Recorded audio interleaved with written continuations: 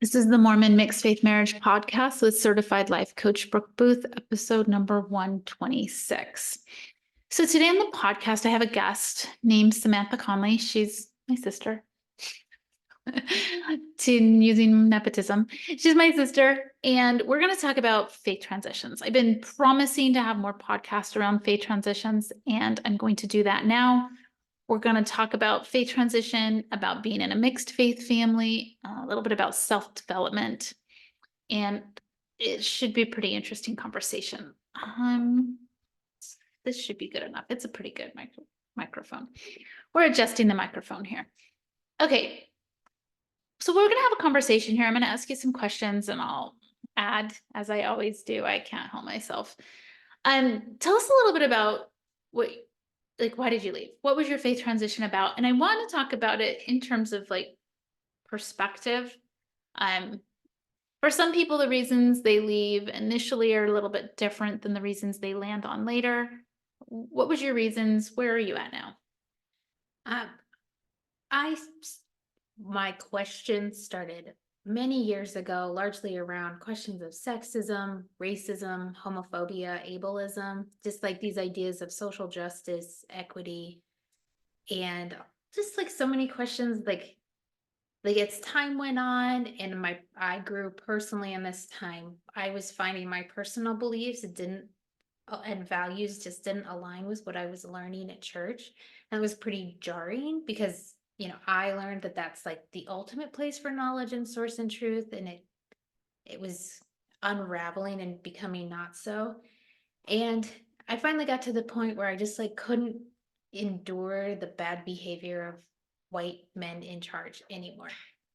And I was like, something's got to change. And I tried for a while to be the change within, and I realized it's not acceptable. As in, like, I, as a single woman living where I was, I could never change the institution of the church. But what I could change was me, and I could change where I stood. Oops, that was my phone dropping. I could change where I stood, and so I chose to take myself out so my values aligned with who I surrounded myself and what I supported. So I'm realizing as you tell this that like my story and your story are definitely intertwined.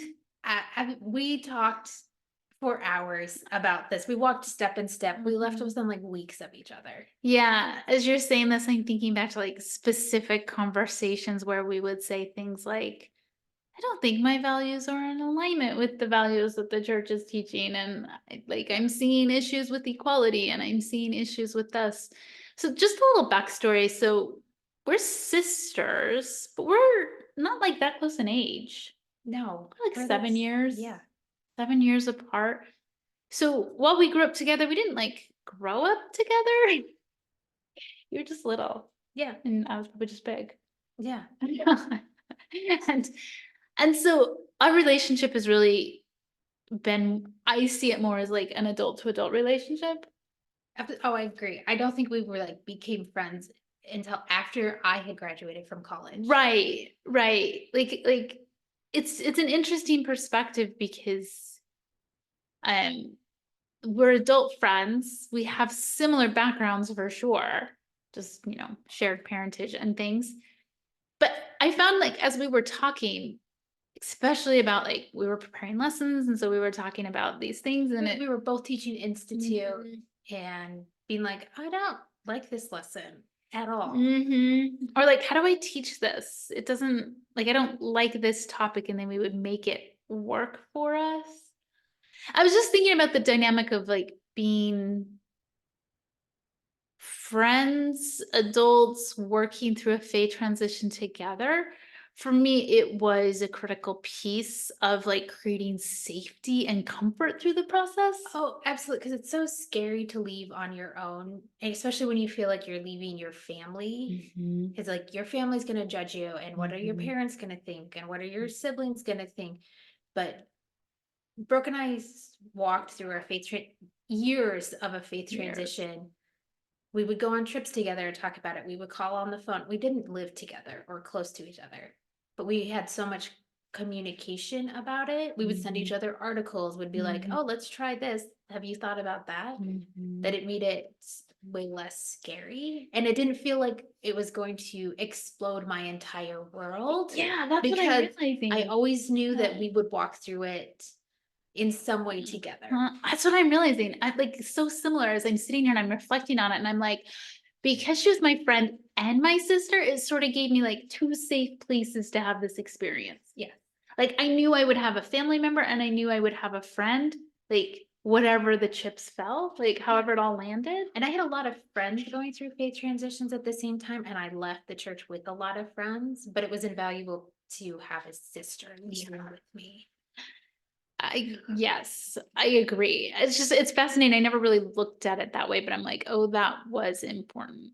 So you asked me if my reasons had changed, Mhm. and the answer is no, they've only deepened. Okay. You know, like I've become more passionate about these reasons, and it's become deeper, and I think more.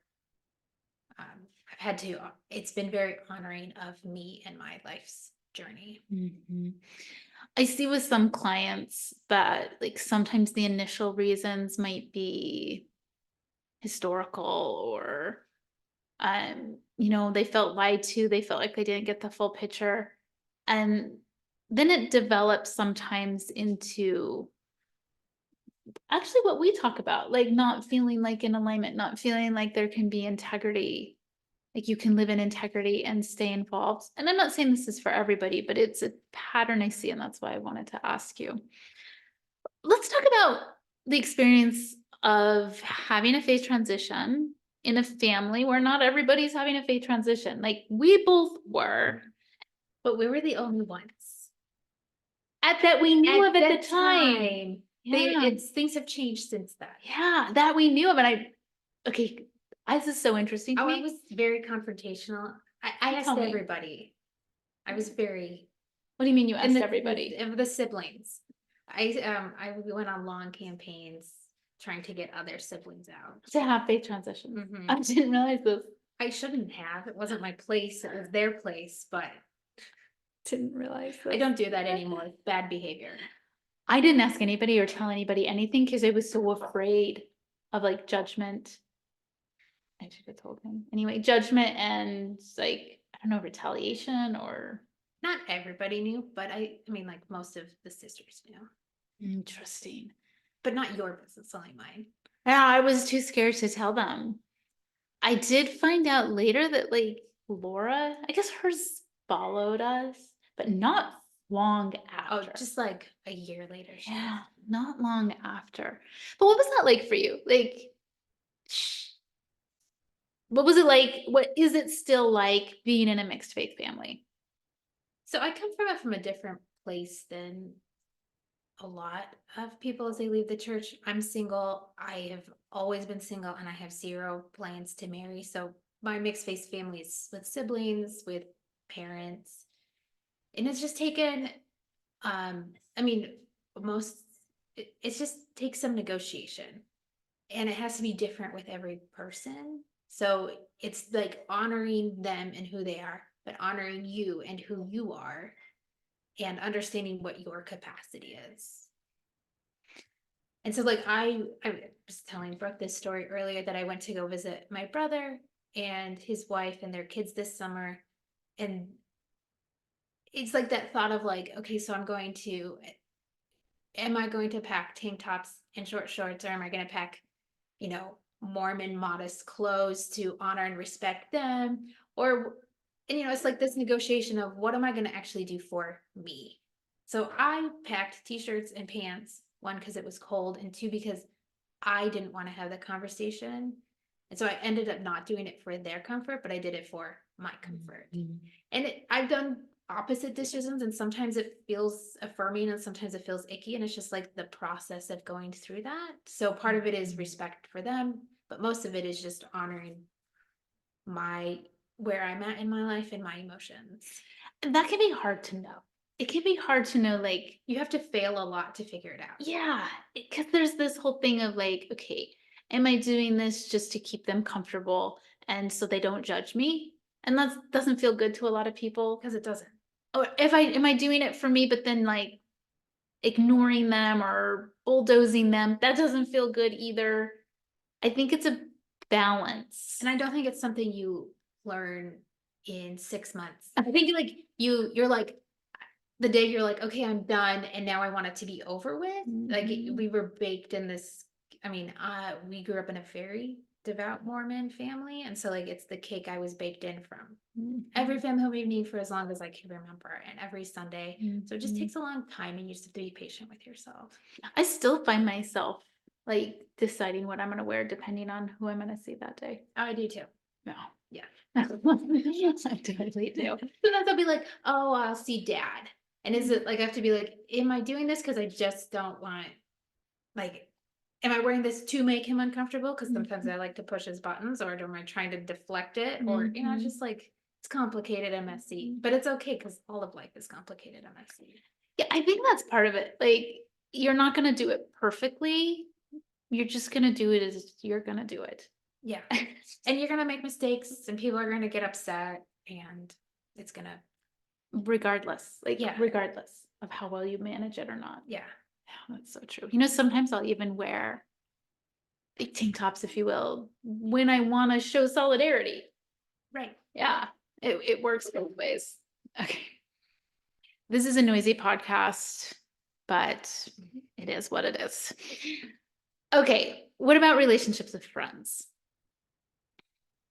Have you had many? Have you lost many? Have you gained many? Like, what's your experience? Start with friends who's still in the church, like believing friends. Did your relationship change, modify? So, I Anything? mean, when I went through my faith transition, I was finishing a degree, moving, transitioning. So there's like, there's A a lot of natural movement, a lot of transition. natural transitions that just happen. Mhm. And like, in the town I lived in and the people I was going to church with, like nobody, a couple people still live there, but it was just a time of transition for Mhm. everybody. So it was so, but it's something that's changed over time because everybody changes over time. Have some Mormon friends who are drifted, yes, but that's probably just part of life. But some are just the same as ever. And it's just a lot about having mutual respect and understanding is I don't give them flack and grief for where they are. I'm not an ex-Mormon missionary. And so it's just the respect back and forth. Neither of us are trying, we don't have an agenda other than being friends. I personally have found it harder to maintain friendships without church. Like without, I call it circumstantial friends, without being in the young women presidency with them, without like serving in primary together. I find it a lot more challenging to like have the consistency and the touching base. It takes a lot of effort to maintain friendships. Yeah. It's a lot of text messages. You fly out and visit them because a lot of them don't live local, make trips and plans. It's a very Mhm. deliberate process. And I have friends who are faithful. I have friends who are questioning. I have friends who left, and I have friends who were never Mormon. And we all, it's just everybody in between. One thing I see with clients that I work with is a lot of times they have to redecide what friendship means. Yeah. I mean, I think because of my, I was really young when I decided to never get married, which is pretty radical in the Mormon church. Yeah. I'm aware of this. It was not well received. And I just really held strong on that. And because I made that decision so young, I've always defined friendship a little bit differently. I could see that. Because Okay. I have never been like looking for a life partner to fulfill all my needs. Mm-hmm. And so I've always surrounded myself with stalwart and strong friends with the purpose of having lasting and longing relationships. So I've So never had like interesting. a partner who's like my core partner and then just had people here and there Like cycle circle in and around. out. I've had a lot of Yeah. really strong core friends who I've had for years and years and who've remained core friends for years. But So fascinating. when you build core friendships, it takes as much effort as a marriage relationship does, but we often That's actually a bigger challenge for my friendship is people getting married and focusing so hard on a marriage that they forget they have friends than a faith transition is. And what usually happens with those friends is they'll like do 2 to 3 years. And then once they're married, they like realize they've lost their friends and they don't know who they are anymore. And then they come back and text me and they're like, hey, can we hang out again? Can we do something? Because it's your marriage can't be your everything. Okay, this is so fascinating because I certainly grew up, went into marriage thinking it would be everything, thinking I didn't need friends. I didn't create, I've always watched you from afar. And I like look at your friends and I look at what you create and I'm like, fascinating because it's foreign to me. Because I went into it like, I just need to get a husband and then he'll be my best friend and I don't need other support. And it's a short change. It is. I agree. It's cutting myself off at the knees in many regards. And then I'm realizing that would make sense why my church friends were so circumstantial because I was setting it up that way. Yeah. I was like, you're a great friend to have while we're, you know, leading primary together, but that's good enough for me. I really did approach it that way. Yeah, so then you're gonna have a superficial friendship that if you leave the circumstance, they're gonna leave. Yeah. Yeah. It's interesting because initially I would have wanted to blame that on like that all members of the church have circumstantial relationships because that's the kind of relationships they like perpetuate. But I'm realizing it's a bigger issue. Yeah, and it's true. This when I have this, it's true in and outside of the church is this hyper focus on marriage being your everything for everybody, and this being so focused is you lose yourself in the marriage. It's That putting it marriage can- on a pedestal. It is. And so you lose those core friendships, which are what carry you through life. Which is They last longer than anything. it's else does. sad. It It's is. sad because you can have a great marriage and great friends. Yes. They're not mutually exclusive. And that you probably need both. You probably need both. But of course, I never considered that until today, age 45. Lovely. Okay. What about friendships with people who've had faith transitions? Does that look different? Probably not, just based on what you said, but Um, so it depends on the friend. Mhm. If they're like one of like your core inside friends, and I have a core inside friends who've gone through faith transitions, you kind of and we kind of did it at the same time. It kind of bonds you forever. Trauma bonds. Yeah, you're kind of like we did this together, we won this together. Like I mean, like, look at us. look at us. right? Yeah, and I've done that with other people. Yeah. Where we have this kind of conversation. And then I've had friends who, have gone through this process years later, and sometimes they'll just like text me and be like, "Hey, can I ask you a quick question?"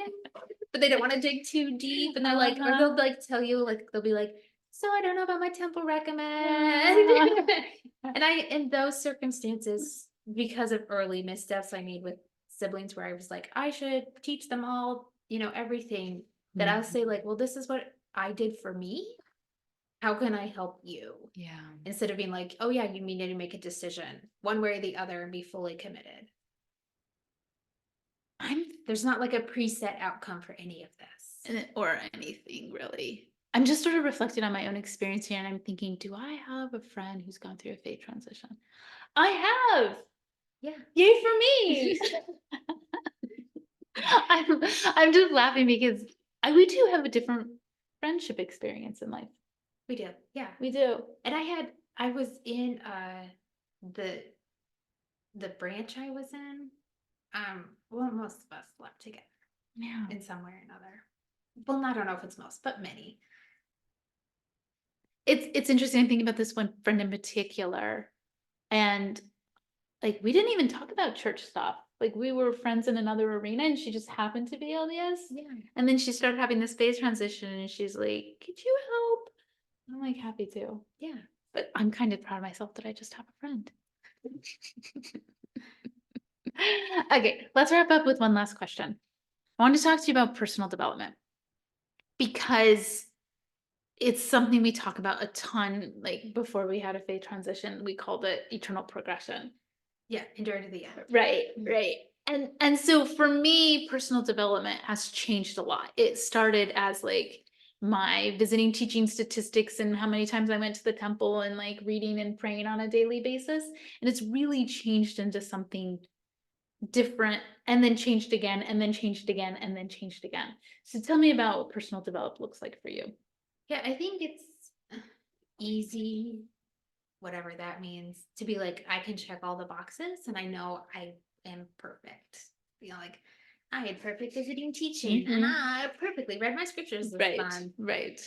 And it's so for me, a lot of personal development has been letting go of complete control and tightness in my life, of just being like, I have to control everything that I do and everybody else does so everybody can make it to heaven or whatever, you know, it's the missionary mindset. So a lot of it has just been, I have realized that because of the world we grow up in and the culture we grow up in, the church being part of that, I've learned a lot of very unhealthy coping techniques. I've learned a lot of like just really bad ideas. And it's just been like this slow process of learning new ideas, better ways of doing things. But it's been for me it's not been instantaneous, and it's been slow, and it's been a series of making what I consider less bad steps. So, I go from this to being like, I went from being like, okay, I'm going to follow the prophet to, okay, I'm trying to deconstruct sexism. So I'm going to find a woman to listen to being like, oh, I can be my own internal authority Yeah. to, I don't need to even be my own internal authority because I don't believe in authority. It's just like this process of pulling out these concepts. And I imagine I'll be doing that for the rest of my life because it's a very long process, but it's been very rewarding at the same time. Yeah, I have so many parallels to that. Like this is what I did. I had this certainty of the church, and then I wanted to find something else to like find certainty in. Like Yeah. I was just like on a certainty kind of hunt. And like certainty in Heavenly Mother, certainty in like spiritualism or spiritual practices, or in another guru or teacher or prophet of some sort. And I did that for a while, like wanting somebody else to just tell me what to do and how to live and confirm that I'm making the right choices. Yeah, part of what I was doing was deconstructed like authority, morality. I spent a lot of time being like, okay, now what's moral and what's not moral, since I don't have like, the For Strength of Youth pamphlet now. But then my next step after that was being like, well, I don't actually believe in morality because I believe in an internal and not an external judge of who I am. Yeah. But that took, when I say years, I don't mean like that took 2 or 3 years. That took like 10 years. Yeah. And I'm still working on it. Yeah. Because I find myself falling back into old patterns because I learned them. I was very good at following rules. Right. And my neural Plasticity takes time. My neural pathways are super highways. And they take time. I kind of see like layers that some people go through, like that I've worked with. It's easy to deconstruct, like we were saying this earlier. It's easy to deconstruct polygamy or Book of Abraham stuff or First Vision historical accounts. I think that's really like low hanging fruit, easy to deconstruct. I don't want to like minimize how jarring that is when you deconstruct it. Correct. Because it's like, it throws your whole world into a different view. But it is one layer. But there is, once you start down that path, you have to be, I think you should be very careful not to end it there because it's very deep about what that has impacted in your life. If we just take polygamy, I can spend a half hour and be like, and read things and be like, okay, this is really not good. But it fails to account for the echoes of polygamy that are affecting us today, where we think like, oh, because I'm a man, I'm entitled to endless sex. And so because we don't do polygamy, my wife will give me endless sex. And that's a ghost of polygamy that we wrangle with on a daily basis still today. Yeah. And we have to deconstruct. I call that like now. Well, I've heard it called, I shouldn't say, I'm not going to take credit for this, but I've heard it called like unwanted consensual sex. I think that happens a ton. Yeah, that means it's not consensual. Well, it's maybe a euphemism of sorts. That's not consensual. You're spot on. I love what you're saying here because Or like, it's down to like the things of like, you shouldn't say no to the boy when he asks you to Right. dance with you at a 14-year-old Right. dance because we owe it to them. because that was so hard And these that are they the kind of deserve a stuff that yes. is so much harder to deconstruct because you don't even Yeah. realize you've fallen into it. Right. It's easy to be like, oh, versions of the versions of the first vision. And when we say easy, I mean like relatively. Like, yeah, that's hard. It's But super hard. it's easier compared to deconstructing sexism or Racism, your own sexuality. homophobia, Right. yeah. Yeah. Yeah, like, do I, Parenting, these things. Yeah. It's and heteronormativity. correct. Yeah. It's fascinating because I think that's one reason that I love deconstruction because I'm kind of loving deconstruction I love it too. is that like it just feels like they say removing layers, but it feels like every layer I remove, I'm just a little bit lighter. I have a little bit more space. I have a little bit more like choice. I feel like it's a little bit more expansive. I like that. And I have found as I've been working through this that it's helpful to talk to siblings working through, like Mhm. Brooke and I text each other TikToks multiple times a day, being like, hey, what do you Mhm. think about this? Mhm. Or just like, oh, I had this idea. I read this article. Mhm. But I also have like gone through deconstruction. I had some friends who had grown up Catholic and they have their own, baggage and work to do. And friends who grew up evangelical who've gone through processes, and they have been just as helpful to talk to Yeah. because they see things in a very different, in like, it's like the same kind of ideas, but they just have seen different focuses. And so they'll be Mhm. like, oh, I was thinking about this. And you're like, yeah, that is exactly the same thing. And so as I've deconstructed, I've listened to, even evangelical podcasts and read books about other people leaving other faith transitions. And I have found that to be very valuable. And you send them to me and I love them. And I was resistant at first. I'm like, what Yes, does you this were. have to do with me? Yeah. Right. And then, but as I like listen to like the evangelical TikToks, I'm like, oh, we're talking about the exact same thing. Yeah. And the town I grew up in, which was different than the town you grew up in, the one we didn't overlap in, was very evangelical. So like the school experience I had was evangelical, even though it was public school. Mhm. And then the church experience I had, so I grew up as like a weird evangelical Mormon. I didn't realize that. Yeah. But it makes sense. Yeah.